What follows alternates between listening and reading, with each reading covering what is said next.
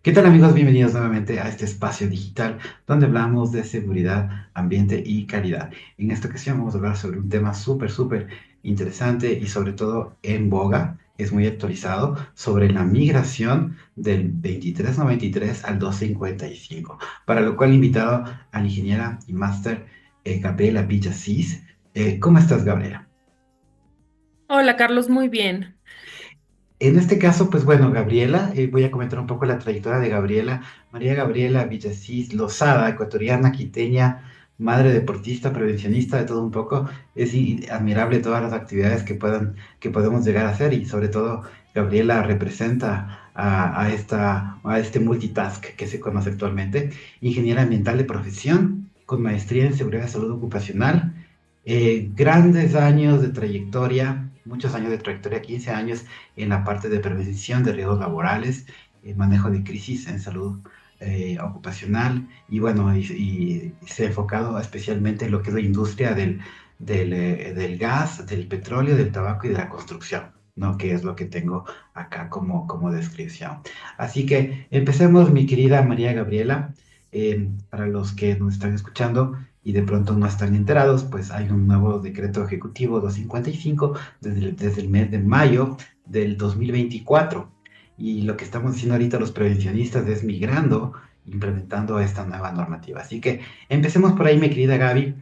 ¿Cuáles son los nuevos retos para ti en toda esta gran trayectoria que tienes y ahora obviamente estás trabajando en esto todavía, a la hora de migrar hacia una nueva norma de seguridad y salud ocupacional? ¿Cómo te ha ido a ti?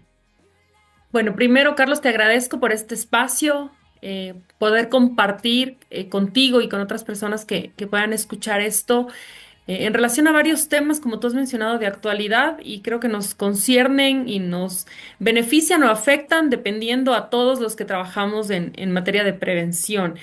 En relación a tu pregunta, mira, yo creo que hay varios retos y yo me atrevería a decir para las empresas más pequeñas sobre todo.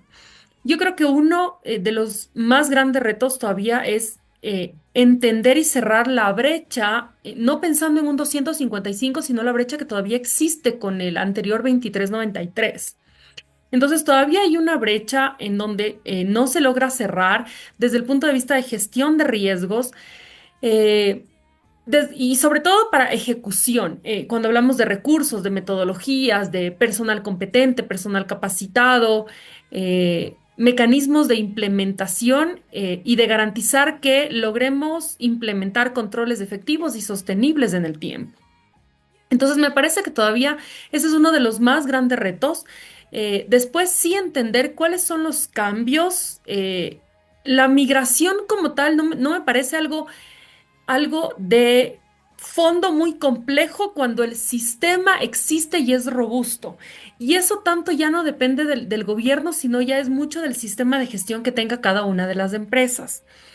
Pero me parece que sobre todo cuando hablamos de empresas medianas o pequeñas, con un número de trabajadores, incluso hasta 10 trabajadores, todavía la brecha es muy grande para entender cuáles son esos conceptos que se deben implementar, cómo los debo implementar, exactamente cuál es el perfil que debe tener el monitor o el técnico o el representante, cómo ejecutar lo que estoy haciendo, porque normalmente para este tipo de empresas que son pequeñas, el tema de seguridad se vuelve un requisito legal, que si bien sí lo es, y no es un no negociable, no es algo que nos preguntan si nos gustaría o no nos gustaría implementar, son requisitos mínimos que debemos de implementarlos.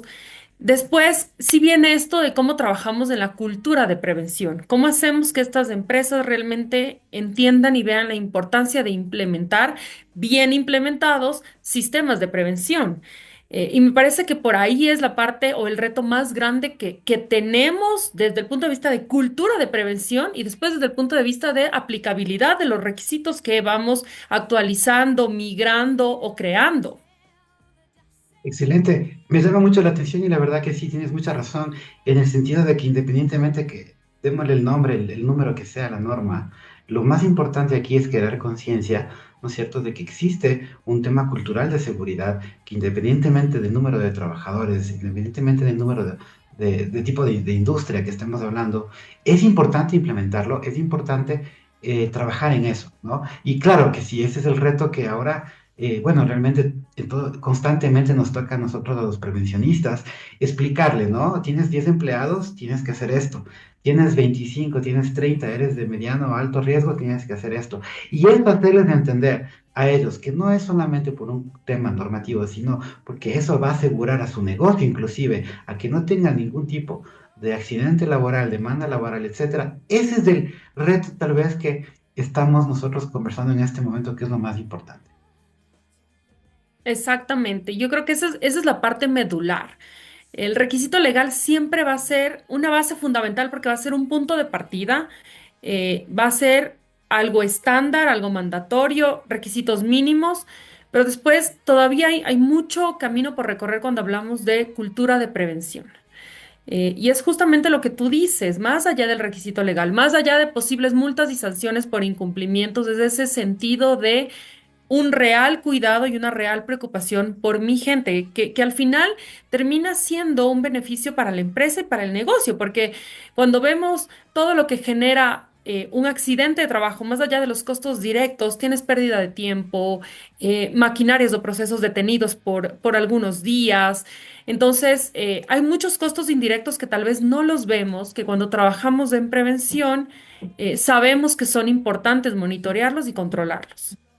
Excelente. Ahora, bueno, vamos un poco ya hablando de la nueva normativa. Y bueno, al inicio, no sé si te pasó, hubo muchas preguntas que qué es el monitor, por qué el monitor, qué es esto de los comités que ya no se van a crear solamente cuando tengas más de 49, 50 empleados. Hubo varios cambios, inclusive ahora el SECAP tiene el curso del monitor, ¿no? Que Exacto. estaba viendo un poco y es una carga horaria importante, si bien no va a suplir a una carrera universitaria, ¿no es cierto?, de seguridad y salud ocupacional, pero en cierta manera va a aliviar y de cierta manera vamos a tener una persona un poco más capacitada. Bajo tu punto de vista, puntos positivos del nuevo 255 que te llaman la atención y que crees que puedan aportar a la cultura de seguridad. A ver, yo tomaría justo los que acabas de mencionar. Creo que me parece importante la diferenciación que hacen cuando hablamos de obligaciones del empleador y esta diferenciación por tamaño y por riesgo, ¿sí? Yo creo que es importante porque ya no es meter a todos en el mismo saco cuando ni siquiera entendemos las necesidades de las industrias, sus riesgos, sus tamaños, sus números de empleados. Y yo creo que esta diferenciación sí puede ser beneficiosa, tanto para efectividad de los que tienen un número importante de trabajadores, como para entender y hacer también una mejor gestión a los que tienen un número menor de trabajadores. Entonces, yo creo que esto es uno de los puntos positivos. Después de esta figura del monitor, creo que sí generó muchísimos cuestionamientos. Eh, Teníamos el representante, ahora tenemos esta figura del monitor, ciertos roles han cambiado. Creo que es importante garantizar la competencia de esta persona.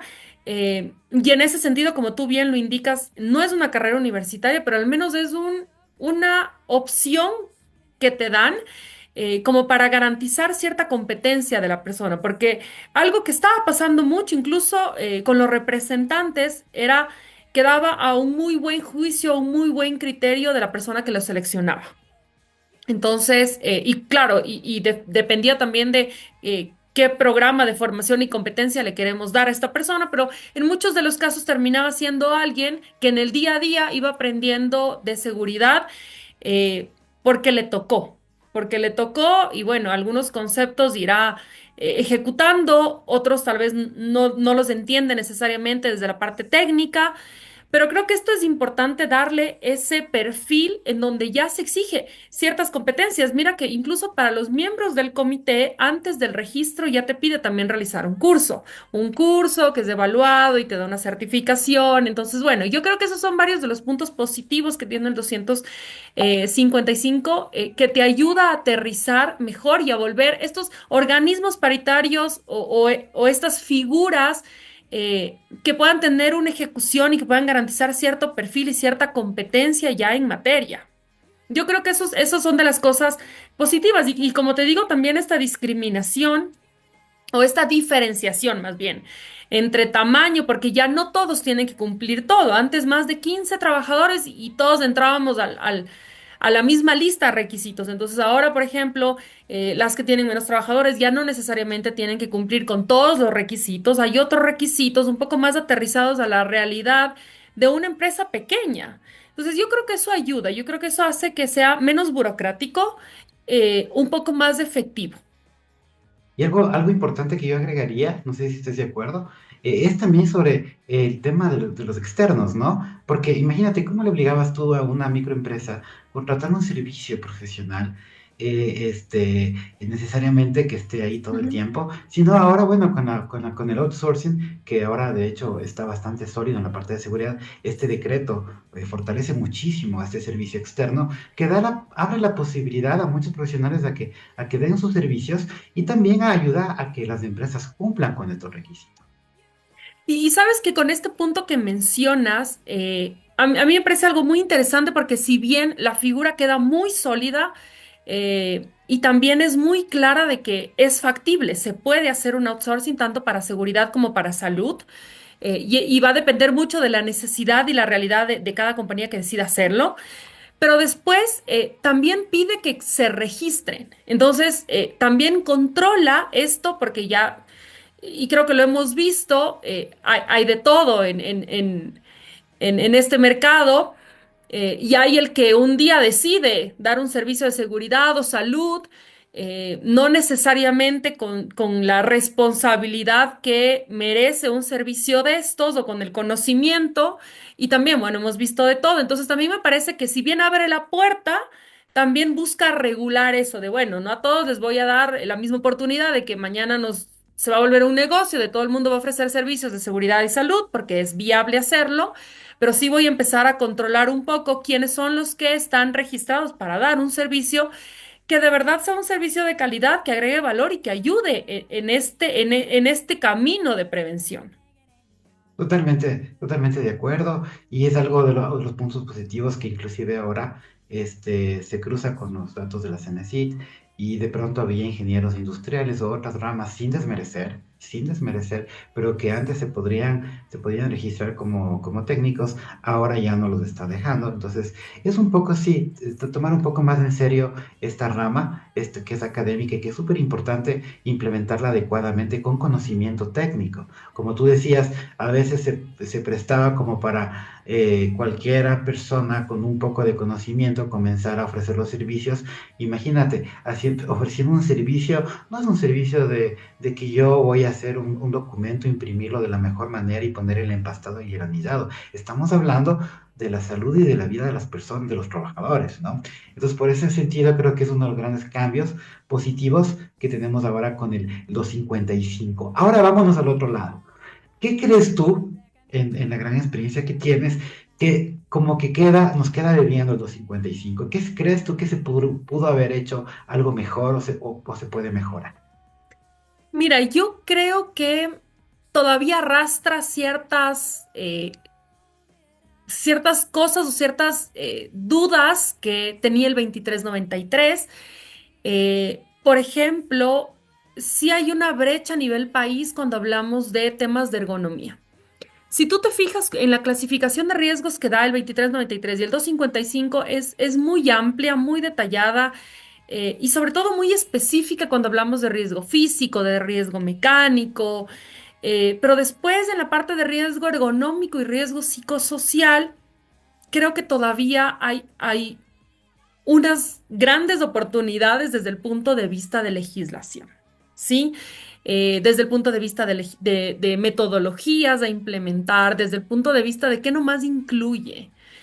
Si bien en psicosocial menciona algunas cosas que deben ser consideradas en un programa y dentro de los requisitos pide un programa de riesgo psicosocial, de prevención de riesgo psicosocial para empresas de más de 50 trabajadores, pero todavía no te dice qué nomás debe incluir. Y después cuando tú vas al mercado, encuentras nuevamente una amplia gama de opciones y soluciones que no necesariamente son comparables ni en precio, ni en solución como tal, ni en metodología, porque no hay nada que hoy por hoy esté regulando eso, o al menos de una guía en ese sentido. Entonces, me parece que con temas de ergonomía, con temas psicosociales, todavía quedó ahí un poco suelto, todavía es muy genérico. Y después ahora tenemos el reglamento de salud mental, que creo que hubiera sido una muy buena oportunidad para poder vincularlo. Entonces, y ser muy explícitos considerando que el riesgo psicosocial debe considerar temas mentales. En alguna parte los 55 sí lo menciona, pero no lo menciona necesariamente cuando hablamos de qué debe considerar el riesgo psicosocial. Entonces, yo creo que esas son de las cosas que todavía hay oportunidad. Después habla que se van a desarrollar programas, se deben desarrollar formatos, guías de implementación, y ahí es cuando todo eso va quedando eh, o en un tiempo muy lejano o no necesariamente se ejecuta. Entonces, me parece que estas guías, estas referencias, estos formatos, estos programas son importantes para mantener una alineación y creo que es la ayuda que necesitan muchas compañías para empezar a entender los conceptos técnicos de, bueno, voy a hacer una evaluación de riesgos, de algún factor de riesgo, ¿qué es lo que debería considerar? ¿Cuáles son los criterios técnicos que debería hacer? Yo creo que por ahí todavía, y espero que sí se vaya desarrollando este material, porque creo que sí, más bien, sí lo menciona y creo que es de mucha ayuda para varias empresas, sobre todo para las pequeñas, esas referencias, porque muchas veces esos formatos, esas guías, esas referencias son las que los consultores entregan. Y esos son las que para probablemente sean costos elevados para empresas que pueden obtenerla desde la base legal. Entonces, yo por ahí también creo que hay oportunidades y nuevamente sí, espero que todo lo que menciona el 255 en términos de lo que va a entregar y se van a crear como mecanismos de control, de ayuda, de estandarización, de programas, etcétera, sí se vayan realizando y se puedan realmente utilizar para que ayuden en términos de gestión. Lo otro que me parece todavía que nos queda debiendo es la socialización. Y en algún momento recuerdo que la autoridad competente fue muy fuerte con talleres del 2393, pero muy fuerte. Tenía talleres, invitaba a empresas, invitaba a actores interesados, invitaba a mucha gente para garantizar un conocimiento acertado del 23, o más bien una interpretación correcta del 2393. Y yo creo que por ahí hay una oportunidad con el 255. Sí, creo que por ahí la autoridad competente debe seguir fomentando espacios en donde empleadores, empleados y todas las partes interesadas, consultores, eh, estén sumamente muy bien alineados con la interpretación y lo que realmente nos está pidiendo el 255 para garantizar sobre todo la efectividad de su implementación. Entonces, yo creo que por ahí también hay esas oportunidades. ¿Sabes qué? Yo le agregaría uno adicional. No sé si has visto la nueva lista de verificación. No te da porcentajes. Entonces es como que muy relativo al técnico Sí. en decir, bueno, estoy en un 60%, estoy en un cumplimiento intermedio. ¿Cómo mides eso? De pronto ahí también sería bueno, ¿no es cierto? Que un poco regulen también esa parte, porque el anterior sí tenía. Y Sí era tenía. te ayudaba un poco a saber en dónde estabas pisando, ¿no? Pero ahora es un poco más, mucho más relativo, ¿no? Y es muy cierto lo que acabas de decir, por ejemplo, los programas. Yo he visto que hacen programas que lo confunden con una charla. Hacen una Sí. charla, hacen una encuesta y para ellos ese es el programa. Señores, eso no es programa. ¿Dónde está el método? ¿Dónde medí? ¿Dónde están las recomendaciones y la implementación? No nos podemos quedar solamente en medir y generalmente eso pasa, ¿no? No sé si tú has tenido una experiencia así, pero bueno, no en todas las industrias, pero generalmente hacen el estudio y todo lo que se identificó para oportunidades de mejora, pues queda archivado y nunca hacen ningún cambio, ¿no? ¿De qué sirve? Entonces sí, hay algunos temas que se podrían mejorar y finalmente lo que decías, la difusión. Esta difusión necesitamos que sobre todo los gerentes, los dueños de empresas, los CEOs, entiendan de que esto es parte de la gestión estratégica de su negocio, que esto les va a ayudar a ser más productivos, a crecer. Y cuando entendamos eso, creo que la seguridad se va a posicionar en otro nivel. Totalmente de acuerdo contigo. Yo ahí, si me permite, solo añadiría dos puntos más. Y si bien hoy estamos registrando nuevamente profesionales en la plataforma, creo que tener en algún momento existió una base de datos de profesionales que servía no solo para temas de empleo, sino era una red de networking totalmente. Entonces, yo creo que vale la pena retomar esa base de datos que entiendo es la intención también de poder tener esos registros y tener una especie de este mapeo de profesionales que hoy estamos ejerciendo en seguridad y salud. Creo que eso ayudaría mucho en una red de apoyo, en una red de, bueno, cuántos somos, trabajemos juntos, cómo nos ayudamos. En algún momento sí existió y creo que es de gran utilidad. Y lo otro que creo que es una debilidad enorme es la plataforma. No pueden hacer cambios en la legislación si las herramientas tecnológicas donde se van a registrar, donde se va a subir evidencia, que de alguna manera va a servir de conector con la autoridad competente, no está actualizada, no funciona de manera correcta, presenta muchos inconvenientes, muchas inconsistencias. Entonces, yo creo que esa es una de las debilidades más grandes, no necesariamente del 255 como tal, pero sí es la plataforma que lo complementa, porque en todo lado hablamos de la plataforma, y bueno, la plataforma tiene todavía muchos inconvenientes. Totalmente de acuerdo, se cuelga, no funciona como debería, a veces se desactualiza, etcétera. Pero bueno, sí, son temas que en algún momento tienen que tomar en cuenta.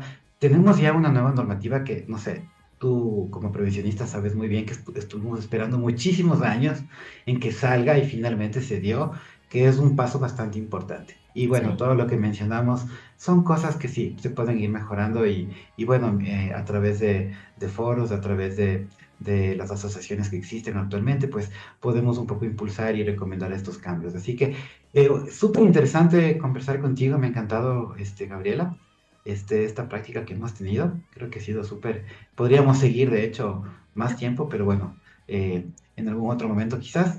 Yo te agradezco muchísimo por tu tiempo, por habernos compartido toda tu experiencia. No, te agradezco a ti, Carlos. A las órdenes, yo creo que en este mundo necesitamos compartir experiencias, apoyar. Yo creo que el objetivo que nos mueve a todos es común y además es totalmente loable. Entonces, ¿qué más que buscar salvar vidas y que hacer que la gente llegue a su trabajo y regrese a su casa como llegó, y que busquemos hacer procesos mucho más seguros? Entonces, gracias a ti por el espacio. Muchas gracias a ti también, a todos ustedes por haber escuchado este podcast y hasta una próxima oportunidad. Muchas gracias.